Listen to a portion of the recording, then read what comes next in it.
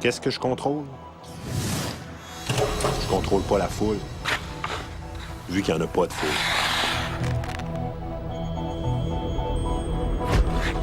Je contrôle pas la glace. Je contrôle pas la bande. Je contrôle pas la ronde. Ah non, ça, je contrôle ça. C'est mon lancer que je contrôle pas.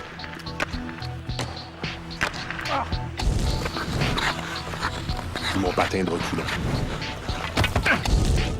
Puis ce que les gars font à mon char quand on perd à cause de mon lancer puis de mon patin de reculon. Mais il y a des affaires que je contrôle. Je contrôle ce que je regarde à la TV une fois rendu chez nous, pendant que le reste de l'équipe est au bar, là. Puis ce que je regarde, c'est... Le monde en gros. Ben voyons, c'est pas ça que je regarde. Ce que je regarde, c'est... Le monde en gros.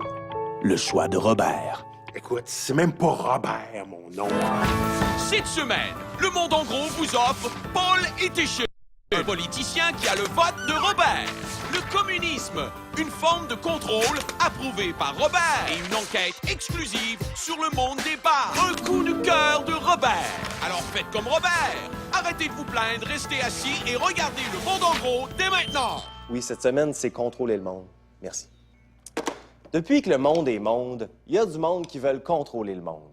Mon nom est Docteur Enfer et je veux contrôler le monde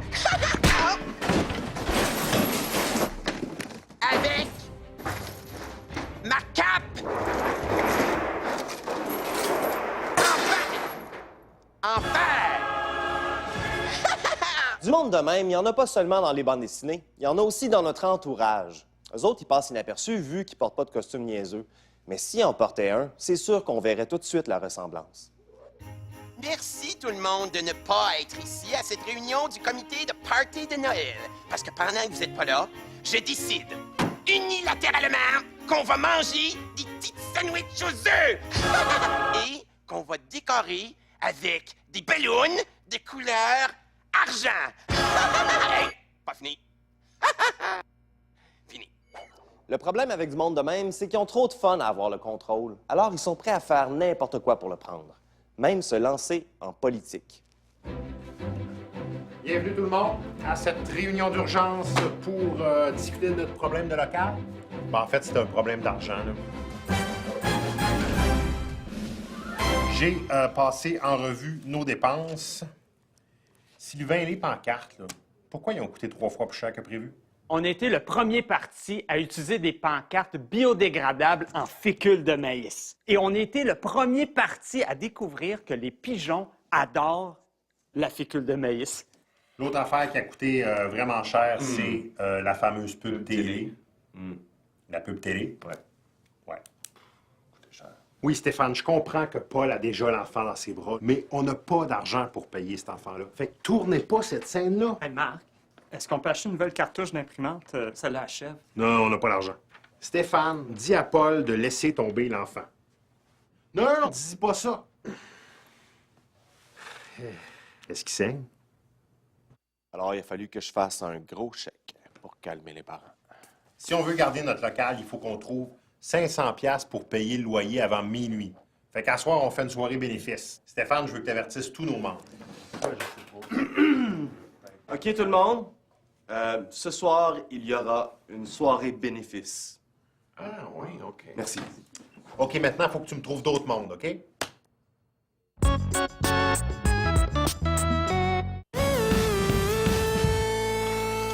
Il est une espèce de jaune-brun et coquin, mais c'est pas un super beau dessin. On n'essaie pas de vous épater, on veut juste vous vendre des produits dérivés. Je suis facile à doubler, car ma bouche ne bouge pas. Petit animal ne veut pas ramasser ses jouets.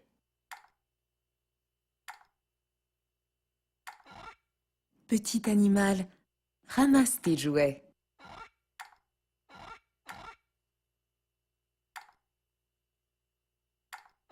Petit animal, je t'ai demandé de ramasser tes jouets.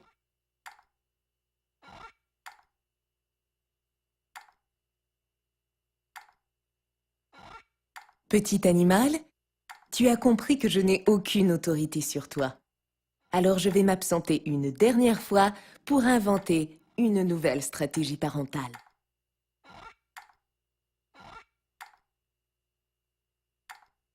Petit animal, j'ai une idée. Comme je suis vraiment tannée, je vais ramasser tes jouets pour toi. Comme ça, toi, tu n'apprendras jamais à les ramasser. Mais moi, je vais moins me faire chier. Petit animal. Finalement, c'est maman qui a appris à ramasser mes jouets. Avant la pause de tantôt dans le derrière du parti politique. Ben, en fait, c'est un problème d'argent, là. Est-ce qu'on peut acheter une nouvelle cartouche d'imprimante? Non, on n'a pas l'argent. Fait qu'à soir, on fait une soirée bénéfice. OK, tout le monde, ce soir, il y aura une soirée bénéfice. OK, maintenant, il faut que tu me trouves d'autres mondes, OK? Merci, merci. Bonsoir et bienvenue à tous et à tous. D'abord, j'aimerais faire le tata. À la gang de Jim. Bonsoir, la gang de Jim. Bonne nouvelle, j'ai trouvé des invités pour un soir. Marc, t'as entendu? Le gars du local à côté, là, il est prêt à venir avec sa gang. Seule affaire, c'est que c'est un gym. Mais... OK. Bon, alors Jim n'est pas ici ce soir, alors je cherche mes mots. Ils sont là. Ah non, ils sont pas là. OK, Paul, j'imprime. OK.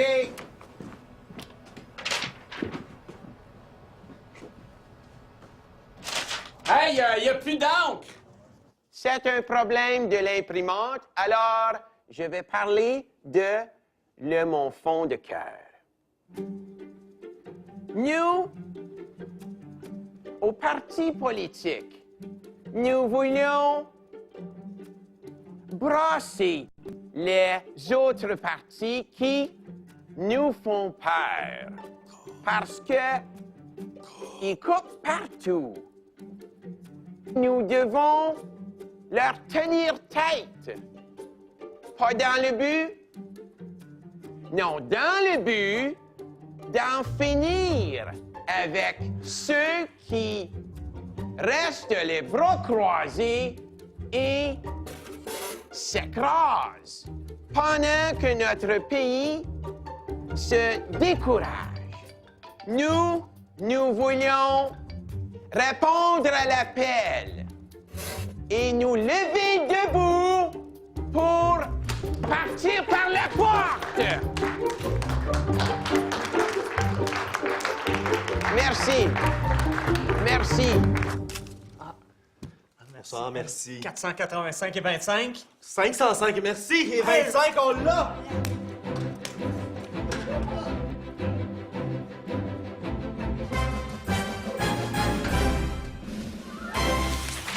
Plus tôt dans l'émission, on vous a présenté un gars qui veut contrôler le monde.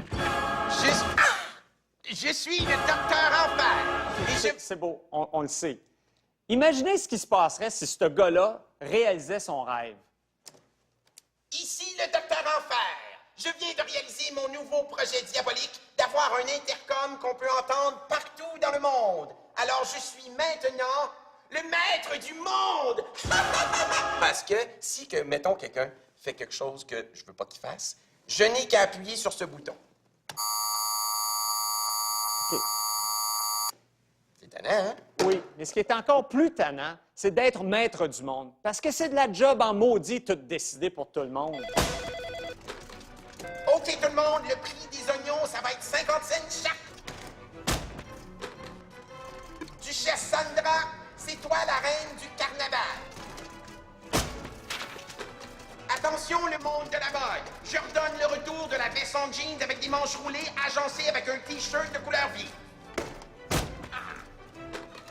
OK, je décide de prendre un break.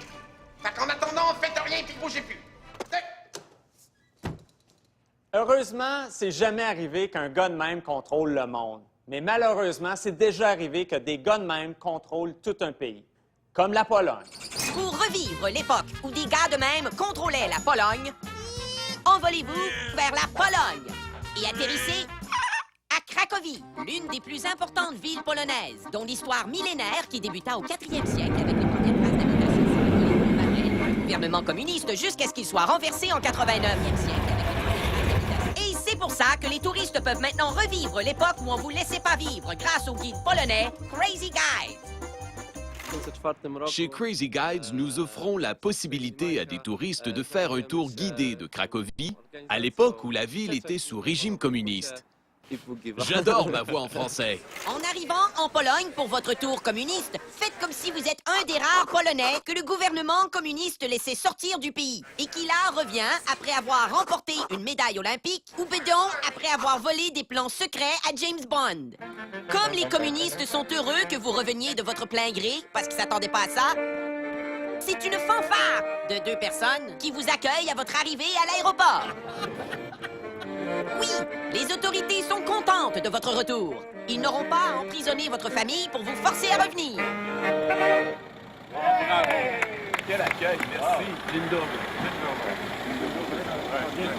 Dziękuję. Oui, c'est ça, dziękuję. C'est dans cet esprit de fête que Sacha, votre authentique guide communiste pas super motivé de faire sa job parce qu'il peut pas la perdre, vous offrira un buffet de retour polonais. Des cornichons et de la vodka. C'était ça, le régime communiste. Vodka pickle. Ah, c'est le comité d'accueil. Regarde. Monsieur, merci. On truste-tu son alcool, lui, là? How do you say, Na zdrowie.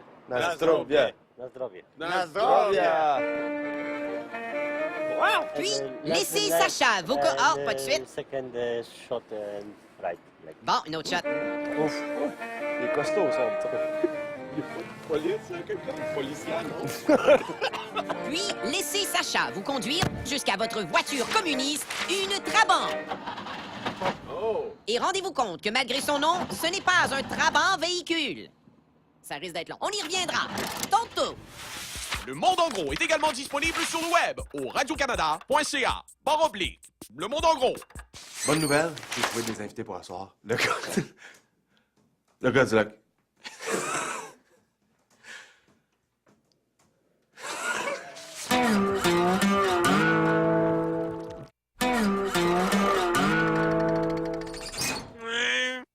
De retour à Cracovie, où vous pouvez remonter le temps jusqu'à la belle époque du communisme polonais et constater que le gouvernement ne contrôlait pas tout, puisque vous aviez le droit de manger des cornichons avec de la vodka dans un stationnement et de conduire une Trabant. Est-ce que c'est un citron? Non, c'est un véhicule développé par les autorités communistes en 1957. C'est minuscule. Comme les Polonais qui ont eu la chance de conduire ça pendant 47 ans, vous serez impressionnés par sa carrosserie en plastique, ses sièges qui donnent envie de s'asseoir ailleurs, et par ses essuie-glaces qui marchent des fois. C'est ça que ça donne quand du monde qui pense que tu devrais pas avoir un char décide de te fabriquer un char. So you're my teacher.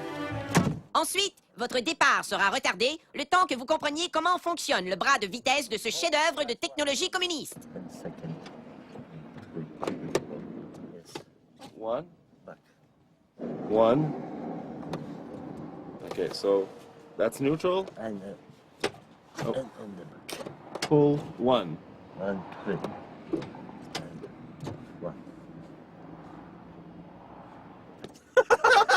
Holy. Vous autres, comprenez-vous quelque chose là-dedans? Et où la première? Elle est pas loin du reverse. Okay, let's just drive. That's one? Oh, already?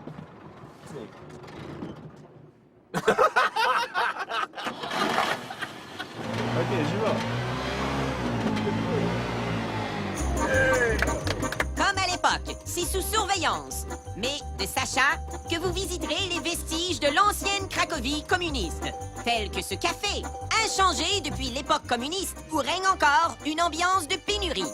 Et ce char d'assaut qui rappelle l'époque où l'armée était toujours prête à défendre le peuple, de faire ce qu'il voulait faire. Tel qu'illustré par les talents de comédien de Sacha. Puis, reprenez le vol... Ah ouais, le bras de vitesse. 1, 2, 3, 4. Reverse. Back. OK. Réussi! Yay! Excellent. Puis, reprenez le volant de l'une des voitures les plus polluantes au monde pour vous rendre dans le quartier Nova Huta, l'ancienne ville nouvelle d'inspiration soviétique. Un cadeau de Staline aux Polonais. Merci, Staline!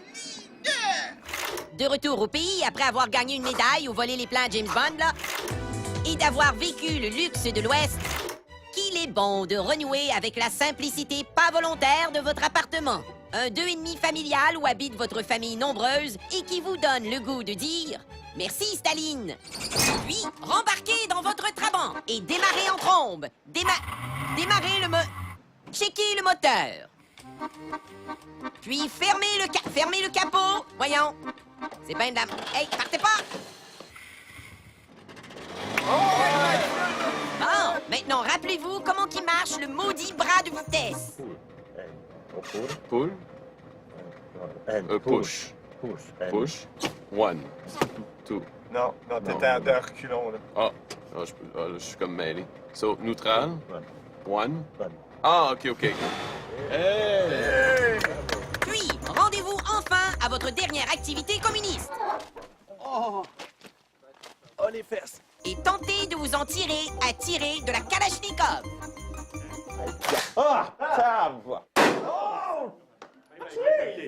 Cet autre chef-d'œuvre de la technologie communiste qui reste encore aujourd'hui l'arme de guerre la plus populaire au monde. Alors écoutez les conseils du monsieur. Oh, yeah? Strong.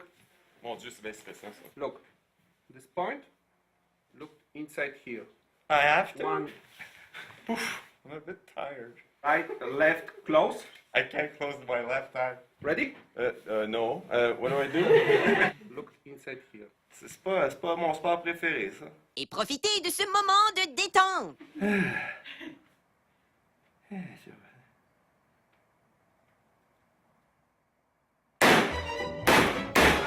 Ça sent un peu la Trabant.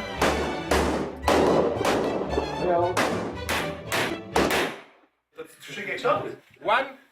J'ai pas de bisous. Meurs, feuille de papier. Oh! Oui, monsieur. Yeah! Tu l'as tout tué! Puis constatez que les communistes étaient meilleurs pour faire des armes que des chars. Merci, Staline. De nos jours, le monde n'accepte plus qu'on les contrôle, mais il y a du monde qui réussissent quand même à nous contrôler. Comment? Ben, en s'arrangeant pour nous contrôler sans que ça paraisse. Et Félix, t'es là pour nous donner un exemple de ça. Oui, Mathieu. Mathieu, d'après toi, c'est quoi un bar? C'est un endroit où on peut boire. Pas scientifiquement. Scientifiquement, un bar, c'est un système de contrôle de la circulation des fluides. Voici un diagramme.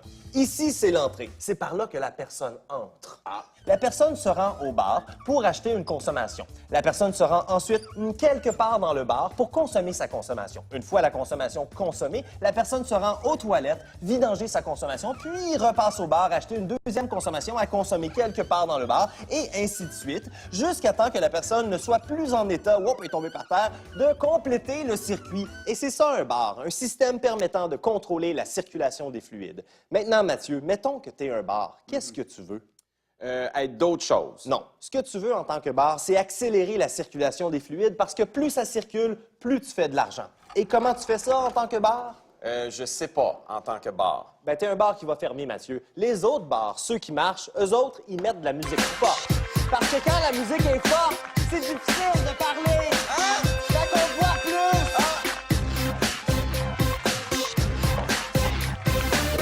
Ça accélère la circulation des fluides. Es-tu en train de me dire que les bars contrôlent le monde qui vont dans les bars en mettant la musique forte juste pour qu'ils boivent plus? C'est ma théorie. Ça a été récemment prouvé par une étude. Il y a du monde qui ont fait une étude là-dessus?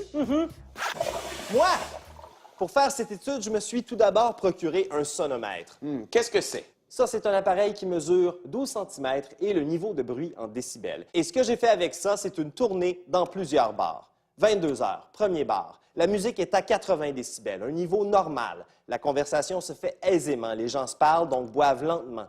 Peu de circulation des fluides. 22h20, deuxième bar. La musique est à 85 décibels. Ça commence à être fort. On atteint un niveau sonore qui, à long terme, peut être dommageable pour Louis. Ça, c'est mon oncle Louis, qui a accepté que j'utilise sa photo pour une joke niaiseuse. 22h32, troisième bar, 95 décibels. Pour vous donner une idée, là, 95 décibels, c'est comparable à une petite fille qui crie. Voilà. À 95 décibels, les gens doivent parler très fort. Les conversations sont moins longues. On observe une plus grande circulation des fluides. 22h43, quatrième bar, 100 décibels. À ce niveau de son-là, les gens communiquent au minimum. Tout ce qu'ils peuvent faire, c'est boire ou danser. Donc, une grande circulation des fluides chez les gars. 5e bar, 98 décibels. 6e bar, 92 décibels. C'est pas parce que tu criais dans le sonomètre? On peut pas en être certain, Mathieu. 7e bar, j'estime la musique à 110 décibels. Mon sonomètre ne fonctionne plus. À ce niveau sonore, les gens ne peuvent plus se parler. La circulation des fluides est extrêmement fluide. Minuit 40, je n'ai plus mon appareil photo. Hein? Ouais, c'est du monde qui me l'a envolé. Là, il y a des photos que j'ai pas prises. Ah, 1h28, je le retrouve. 1h35, pour prouver que c'est bien mon appareil photo, je dois subir une grosse claque sur la bedaine. 1h50, je retrouve mon sonomètre. La musique est à 91 décibels et elle sent la menthe. 2h13, je teste un casque de protection auditive en porcelaine. OK, merci. Oui, mais Non, c'est beau. Alors, Félix, ça, c'est ton test qui prouve que les bars contrôlent le monde en mettant la musique forte pour inciter les gens à boire. Oui, Mathieu. D'accord. Alors, si je te demandais de conclure cette émission en tirant une leçon de ton étude, que dirais-tu, Félix? Eh bien, je dirais tout d'abord qu'il faut se méfier du monde qui veut contrôler le monde, parce que regardez comment ça peut finir.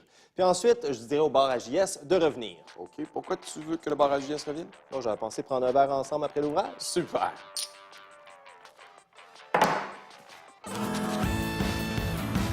Et à votre droite, il y a un gars bleu un petit peu étrange. Regardez-le surtout pas. Hey, bienvenue à Cracovie, les amis! Parce que c'est de la job en maudit de décider. Tout décider. Parce que c'est de la job à... Regardez-moi, je suis bleu! Mais ce qui est encore plus tannant... Voilà, à 95 décibels, les gens doivent parler très fort. Les conversations sont moins longues. On observe une plus grande circulation des fluides et des petites filles qui tombent. OK, les gars, on a bien ri. Maintenant, donnez-moi de l'argent. C'est tout?